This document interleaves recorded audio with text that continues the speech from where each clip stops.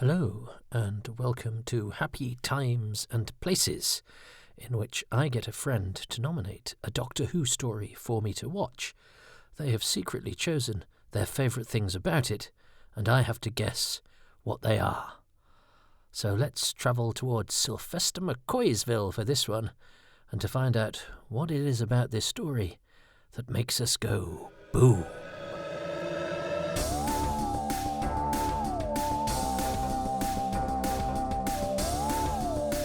You're listening to Happy Times and Places, a Doctor Who commentary podcast with me, Toby Haydock.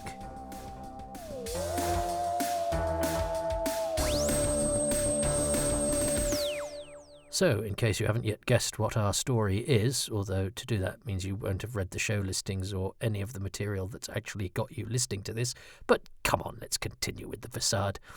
Here's my special guest, who's going to tell you a little bit about himself and the reasons why he's chosen this story. Hello, Toby. Hello, everyone. I'm John Turner, or John Nathan Turner, if you prefer, but not that one, despite the moustache. And I am an artist and illustrator based in Manchester. My last official Doctor Who illustration project was for last year's Chinese re-release of 12 Doctors, 12 Stories, so I'll let you off if you missed that one. Although, call yourself a fan. Anyway, Toby, the story that I've chosen for you this week is one that's very dear to my heart. It is Battlefield. Now, Battlefield has the honour of forming not just my first Doctor Who memory, but my first TV memory of any kind. So I would have been 3 years old on the original broadcast, although the third episode fell on my 4th birthday. And the scene where the Doctor goes down into a dark tunnel, that is my earliest television memory of any sort, which I'm sure is something a psychoanalyst could have a lot of fun with. Anyway, Battlefield was rebroadcast in 1993, by which point I was a very Doctor Who obsessed 7-year-old, and as I'm sure many fans of a certain age can relate, at that point you had to grasp whatever Doctor Who you could get and treasure it. And my parents had bought their first VCR that year, so I watched Battlefield and the other stories that were broadcast in 1993 many, many, many times. Although I've never quite forgiven my dad for forgetting to record episode 3 of Genesis of the Daleks. Battlefield also, Toby can correct me if I'm wrong here, has the dubious honour of having the lowest audience figures of any original broadcast Doctor Who story. So I think it is ripe for a re-evaluation. So that's your job, Toby. I'm going to enjoy this £5 lemonade. You enjoy Battlefield, and I will be back later to tell you 5 of my favourite things. Wicked. Hello, my name is Toby. It's nice to see you or imagine you are there. Today we are going to watch episode 1 of Battlefield. So if you're watching along, I hope you're ready to press play or enter now. And I've got it on glorious Blu-ray. Yes! Okay, it's the beginning. Gosh, the final season of Doctor Who. And as John said, John Turner, lovely John Turner, who is a friend and colleague of mine. And I'm not quite sure how I've got a friend and colleague who was 3 when this was on, because I was 15. What am I doing hanging around with a 3-year-old? God, that ages me. It's funny as you get older, isn't it, that your adult friends, you can't imagine, are people that you would have nothing in common with when you were a teenager or whatever. How the ages get closer together. So we're doing a McCoy. Not the first McCoy I've done on this. Already done Delta and the Bannermen, which I thoroughly enjoyed. Recap. 1989, I was a furious Doctor Who fan. Old Doctor Who was good. New Doctor Who was bad. I was terrified that anything that Doctor Who did wrong, even a bad tree... Actually, this is the first time I've watched this since I got into gardening. I watch things now and get house envy. I'm now getting pot plant envy. I like a garden centre. What have I become? But yeah, when I was this age, I was furious with Doctor Who and worried that any mistake it made would one go, oh, mention of Sergeant Benton, 10 points. That's what it was like in those days. But anything that might jeopardise the future of Doctor Who would make, or mean my friends at school the next day would mock me, would be bad news. Although a lot of my friends sadly didn't watch Doctor Who, but I was always on the lookout. So I wasn't. I think I was quite creative, wasn't I? But as far as Doctor Who concerned, I was very defensive and very cross. I mean, I see it now on Twitter, so I understand it. It's partially what this is about. I love that shot. That's a great shot, and it looked like, because there was a trailer for this where Sergeant Zbigniew featured quite heavily, and he hadn't been mentioned in any of the pre-publicity. And there's something about sort of this season with a Polish sergeant, and the units are very international in this, which seemed so sort of fresh and interesting. And then you've got the Russians in a couple of stories' time, and suddenly those sorts of voices that you didn't really hear, they weren't your go-to foreigners in sort of earlier iterations of Doctor Who or television that I watched. I think they might have been in some more sort of adulty programs. But so having Eastern European voices and it just seemed slightly fresh and slightly new, and it made it seem sort of slightly more grown up, slightly less cliched. Than if he'd been, I don't know, French or German or whatever. Love the Dark TARDIS too. I've got to remember to. I'm only supposed to be eating until 8 o'clock. I'm 15 stone. And it's interesting, you think, what, 15 stone? You can't even be a character actor these days and not be chiselled. Worse for women, but I don't care. I'm watching Doctor Who at midnight. It's Battlefield. And I'm having a naked bar. I really like the Dark TARDIS.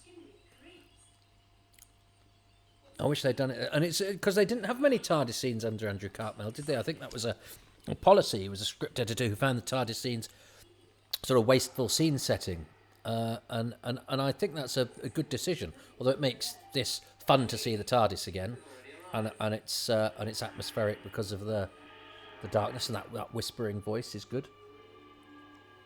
So that's all good. But as I said, I didn't like the story at the time, and it's certainly nobody's favourite story. Yes, somebody will now tweet me and go, I think we'll find it's my favourite story, but it's not generally a well-loved story. But I remember, it's weird because I remember quite enjoying watching it and being cross with it at the same time. How can you love something and yet be cross? But I'm finding that in lockdown. We're like that in lockdown, aren't we? We get crossest with the things that we love, don't we? Because instead of enjoying we take the things we love about them for granted, and then focus on their bad. That's what this podcast is about. Jimmy Ellis. I worked with him not long after this. My first ever professional job. Merchant of Venice. He played Shylock, and I played Man from Antonio and Leonardo. They have 3 lines between them. I say it was a professional job. I was a local schoolboy at the Ludlow Festival and applied to be a spear carrier, and they needed somebody to do 3 lines, and I did them. But it was a professional theatre job. It took me ages to realise that they were actually knights flying down. Nice to see Jimmy in Doctor Who. He was a very, very nice man, and his son Hugo was in The Merchant of Venice, and I only discovered relatively recently. Jimmy had a sad story because I love the light rising from the earth. That's lovely. That's Anselin, isn't it? I like that, and that music is good as well. Kev McCulloch gets some stick. He sort of made the stories race along, I think, and I was of an age where I didn't listen to pop music particularly, but I did have Doctor Who incidental music on tape. So the Kev McCulloch music I'm rather fond of, and people say it's a bit full on, but I like it. It to me it helps with the pace, and these stories need to crack along, I think. And I loved Doctor Who's sort of anti-nuclear thing because I was young and you know, nuclear was bad. It's interesting now that we think of nuclear power as potentially better than stuff that drains fossil fuels, etc., etc. But you know, we were very, I mean, the Labour Party at around this time, you know, your choices were the Tories and who were pro-nuclear, and Labour Party, I mean, for some of the 80s, were you know, nuclear disarmament, and that was a reason for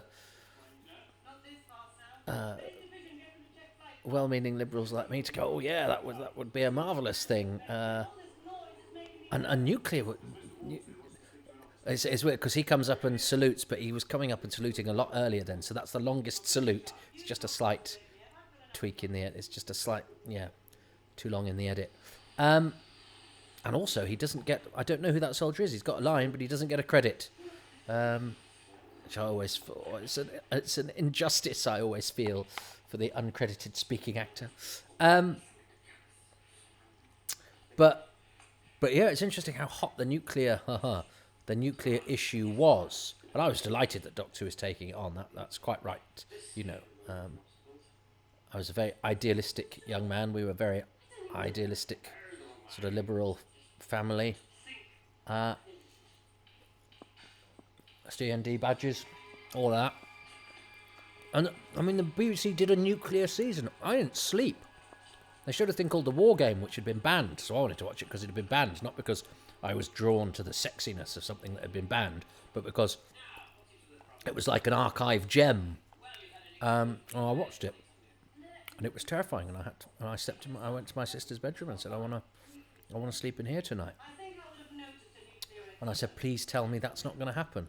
And she said, it probably will, but not for a few years. That was as reassuring as she got.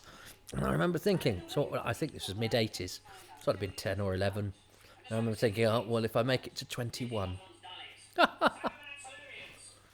So the nuclear stuff, yeah.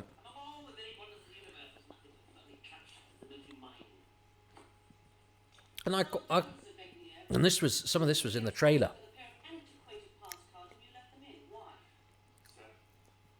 And whenever the Doctor turns up, all hell breaks loose. I'm ashamed. It's sad we don't see any more of Zbigniew, Robert Jezek, who is of course Frobisher in the Big Finish CDs. He's a good voice man. He's Canadian, but of Polish stock. I had a chat with him once about his Polish heritage. He's got some really interesting things to say. Everybody's got an interesting story. But yeah, I like the Blue Caps. They seem to me like a sort of convincing international sort of peacekeeping kind of force. It's a slightly more grown-up way of doing UNIT than in the past, which I rather like. I was just going to say the Brigadier is wearing one of Doctor Who's rare cardigans. They've both got cardigans on. I've never noticed that before. I quite like a cardigan, and I wouldn't have said that 10 years ago. Oh, we changed, don't we? Double cardigan, goodness, he's got a nice house again. I wouldn't have cared 10 years ago. This is property porn now. Oh, what could I do with that sort of? That's a hell of a garden, though. They must have people. Oh yeah, this was in the trailer too. This was the start of the trailer, I think. And I used to take the trailers and watch them over and over again. And a cravat too. I'm rocking the Brigadier's look. That's who I would cosplay as. I'd cosplay as the Brigadier doing his garden. It's essentially how I dress now. I know I'm being very casual, but there's a plague on with nobody's doing it. I haven't done anything for 6 months. Even the relaxing cardigan seems a bit too formal for the plague time. And again, this is, this is the equivalent of at the time, the late 80s, having a black female brigadier. God, Twitter would explode if the equivalent was of being as woke as anything. Of course, it doesn't seem unusual now. I think it was unusual then and laudable, so to do. I really like Angela Bruce. The shame thing, I've since read that's because they imagined her, or it was written that she would be speaking in with a West Jamaican accent, West Indian accent, and shame sounds, that is something that would work if delivered in that way. Now it just sounds like they were gonna have her swear, and then they don't have her swear, and it's a shame it doesn't quite work. Shame, or shit. It was really nice to see Noel Collins, because he was one of the desk sergeants in Juliet Bravo, which was a great series and a better series than I gave it. When I was younger, it was just, Saturday evening entertainment. I've got them on DVD now. It's a cracking show. And so it's nice to see Noel Collins, who's sadly no longer with us. He had lung cancer. I think he took a cigarette company to court. He was part of a conglomerate, I think, of people that... I think he was quite a heavy smoker. Of people who tried to take a cigarette company to court as a result of lung cancer. I like John's joke at the beginning about his £5 lemonade. £5 for a glass of lemonade. I don't know. No, glass of lemonade's still not £5, is it? I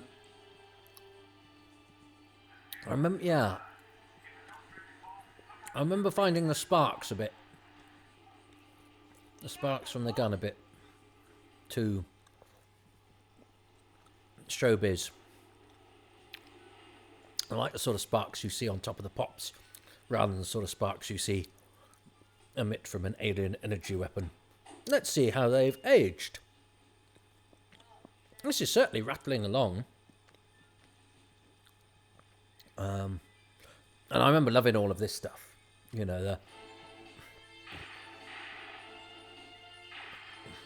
don't like those sparks, but that's okay. This is great stuff. Look at this. Medieval knights on 20th century Earth. This is terrific. I like the sword fight. I like a sword fight. And I like the hair coming out of the back of the helmet. Yeah, the sparks and the guns aren't great, which is a shame. That's Christopher Bowen, isn't it? He was rather big news. I think his bottom had become quite famous in a drama that I forget the name of now, and it wasn't a drama. I seem to recall it being sweaty and set in Singapore or something. And everybody watched it, but I didn't. But his picture is everywhere, so I was very excited when somebody from a programme that I didn't watch, but that everybody talked about, was cast in Doctor Who. Yeah, but isn't it interesting how fame works? Because I suspect... I've seen him pop up in a few bits and bobs. He was in a thing called Castles that Sarah Griffiths was in about 5 years after this. So he had quite a purple patch of doing a lot of work, and he's in the Richard III. He's only at the very beginning, but it's a movie. So it's a good credit of Ian McKellen. And he's got a good sort of leading man, handsome ex-public school leading man kind of face. He looks not unlike Matthew McFadden, that terrific actor who's not been in Doctor Who, which I think is a shame. His wife, Keely Hawes, was in Time Heist, but Matthew McFadden has not been in Doctor Who. I'd quite like to see. I think he'd have been quite an interesting, enigmatic Doctor Who. This is June Bland, who was Berger in Earthshock, who was married to Bill Sellers, who directed The Celestial Toymaker. I like the fact her character is is blind. My other half might get quite cross because my other half is a disabled actor. I think she says no, does she say actor? Actually, I know some people get cross about one and some people get cross about the other, and I don't care either way. So just imagine she says the one you like. And my partner would say, and campaigns to get better disabled representation on the telly. And I remember we watched, what's the one with the superhero who's blind? That one. And I remember we watched the first episode of that. I said, "You'll like this. It's a blind superhero." And she said, "Is the actor blind?" And then there was this one take fight scene. And I went, "I don't think so. No."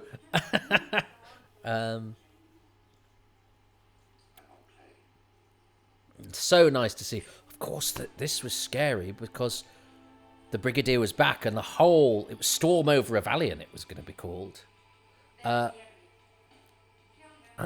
it was exciting because it was touching the past because Jean Marsh is there and she'd been in Doctor Who back then. Of course, she'd been in the Dalek Master Plan with Nicholas Courtney. It's a Dalek Master Plan reunion.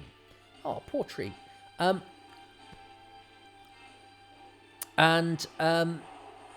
of course, the way it was sold was that, is the Brigadier going to die?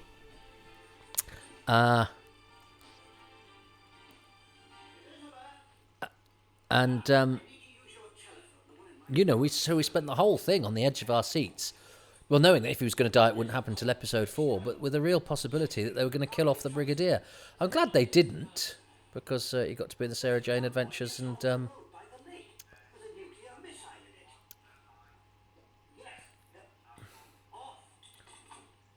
Jimmy didn't really know how to use that phone, did he? He was a very nice man, James Ellis. He was a good actor. He was Shylock in this Merchant of Venice, and he had a real twinkle. And he had a sad story. One of his sons was murdered, in London, stupidly, and he just had. I love that bit. Waiting for me. That's great. And when I worked with Jimmy, he had a young son called Toto who'd just been born. So yeah, he was a twinkler, was Jimmy. 'Cause he was quite old then. And it was really weird because I put something nice on Facebook or Twitter when Jimmy died, and a comedian colleague of mine, well, ex-comedian really, and so one of his workmates. He showed one of his workmates my Facebook post, and it was Jimmy's son Toto, who was no longer 2, was now a grown man with a profession. But that Merchant of Venice we did, I worked with another of Jimmy's sons, Hugo, and I only recently discovered that Hugo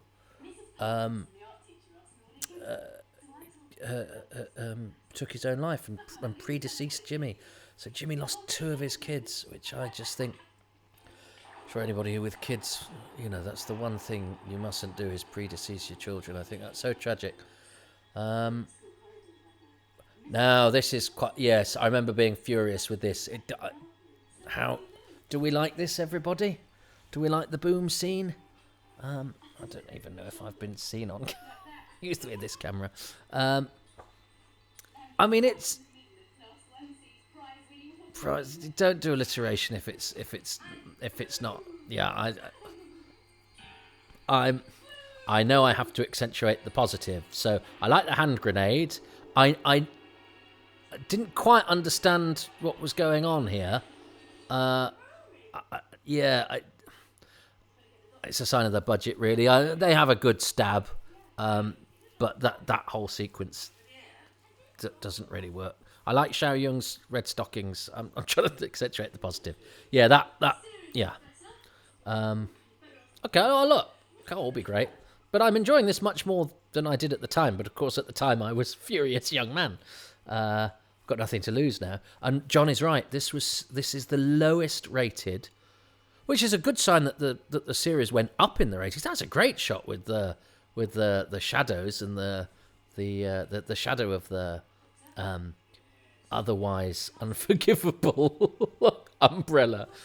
And I like the way that they go, "Who's that?" together. And this is an underrated performance. I think Marcus Gilbert is great. He became quite big news. It's the thing about Christopher Bowen as well. I sort of interrupted myself, which happens a lot. Is that you can be big news as an actor for a while and then not be, and that's been a real lesson when following the fortunes of Doctor Who actors, how sort of fleeting and meaningless a lot of it is, which makes steady underachievement for most of one's professional life not seem so bad. And Angela Douglas, now she was the sort of person my mum sort of knew more than I. It was good. I sometimes think John Nathan Turner spent extra money on people who brought no value because nobody knew who they were except him. But actually, his casting policy was often quite interesting. And I actually think one of the joys of watching Doctor Who is sometimes watching somebody you would go, "Oh, that's a bit of miscasting," or "That's slightly left field," and it works. And some of the best performances in Doctor Who, casting William Gaunt in that part in Revelation of the Daleks is a masterstroke. He was known as a sitcom guy. So I don't mind bold casting in Doctor Who because it's a bold show. I don't mind casting that seems like, oh, hang on, that's come out of nowhere. That's a bit, and some that I would object to at the time, and maybe they did send out the wrong message at the time because Doctor Who didn't have the best reputation. But no, Marcus Gilbert's very good. He gives very convincing night.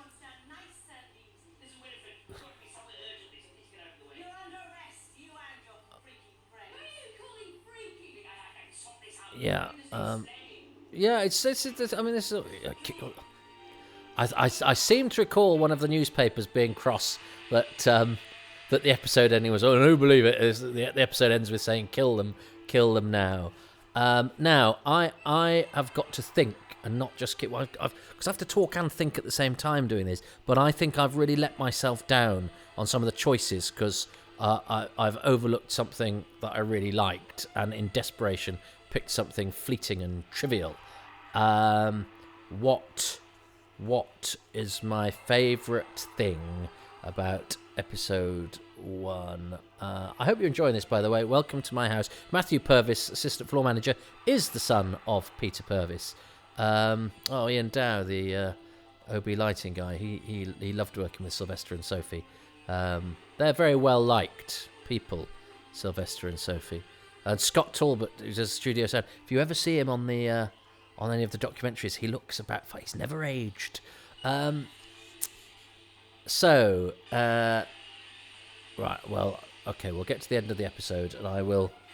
Do I pause? Yes, because Mike. I need to talk about Michael Kerrigan, the director. Well, look. That means my tea's probably gone cold. I hope my tea goes cold when I do the rescue, because that's on the planet Dido. Save that joke for the appropriate story, Toby. Okay. That sort of gold might never occur to me again. I've half an idea that this camera hasn't picked me up at all. Right, so. My favourite thing, I've lined up John's favourite thing. My favourite thing about episode 1 is, I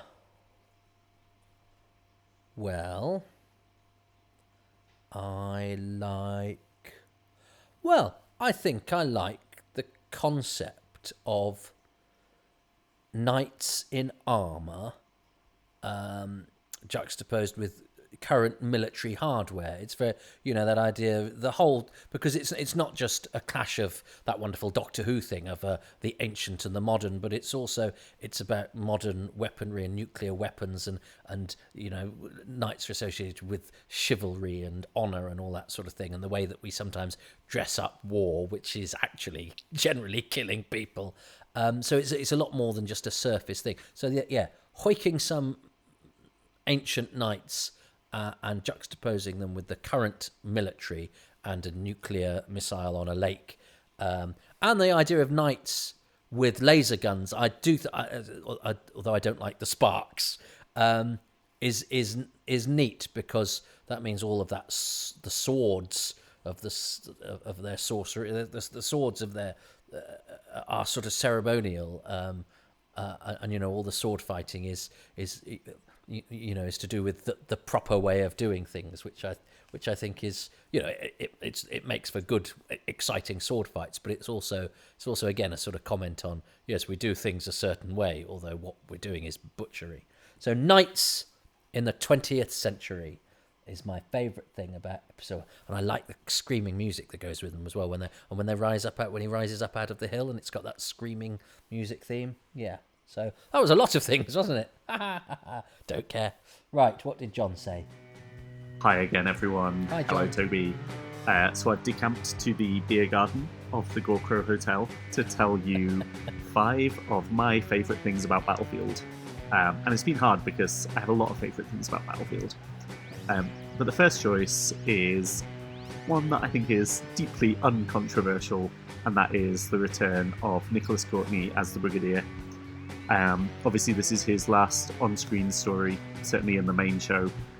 I choose to ignore that Cyberman thing that happened. But I think he's wonderful here. I think he's given lots to do in the story, which is great. And I really like how his dry, sort of understated acting style contrasts with some of the, shall we say, larger-than-life acting going on from other cast members. I love his interplay with Doris and with Lavelle. They make a nice short-lived double act. I also think he gets all the best lines in this script. I think my favourite is just between you and me, Mordred. I'm getting a little tired of hearing about your mother. And of course, get off my world, which I think sums up the Brigadier's attitude to most alien life pretty well. Yeah, I think this is a fitting final story for the Brigadier. I think it's lovely. Yeah, good choice, John. And of course, a canny choice, because I'm bound to have chosen the Brigadier at some point, but now I can't, because he's chosen him for episode 1. So that's quite good, because it forces my hand, because it stops me being unimaginative. And also, for those that maybe not seen all this, I'm going to try and resist going, that bit that actor does, or something that's tight, because I think that's quite boring of me, because I talk about actors and bits that actors do, or the fact I know a fact about an actor all the time. So I'm just trying to be more interesting. I'm trying to be interesting. And if I'm failing, I'm sorry. But if you're still watching, it's your fault. I've still got tea on my knee. I thoroughly enjoyed Rattle. That rattled through. That's what I really like about that. We think sometimes of sort of old telly, and that is now 31 years old. That's terrifying, of being a bit pedestrian. There's a real rattly pace to that, and the much maligned Kev McCulloch is responsible for a lot of that, I have to say. And yeah, there are bits that didn't work, but we're not here to talk about those. So I'm not even going to do that, because you can go anywhere on the internet to find people banging on about the bits that didn't work. So let's put a bomb under those. Let's make them go boom. I'm going to watch episode 2 right now. You will have to come back for the next edition of this videocast/podcast, however you are digesting this. So I'll see you next time.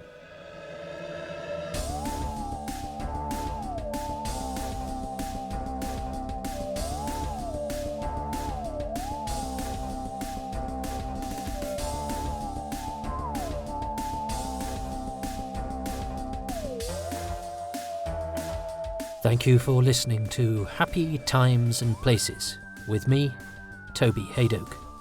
My special guest was John Turner. The music for this podcast has been specially composed by Dave Gates, and the podcast artwork is by Dylan Patterson.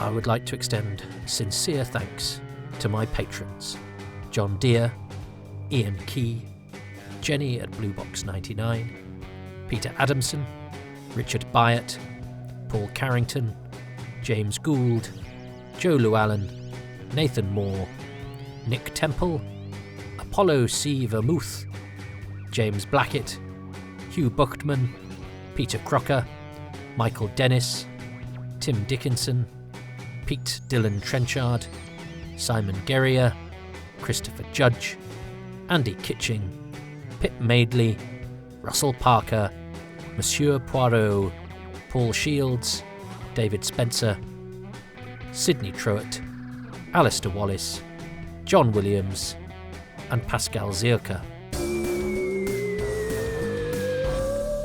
Please rate and review these podcasts wherever you can, positively, of course. And don't forget to join my mailing list, which you can find at www.tobyhadoke.com. And please subscribe to the official Toby Hadoke YouTube channel.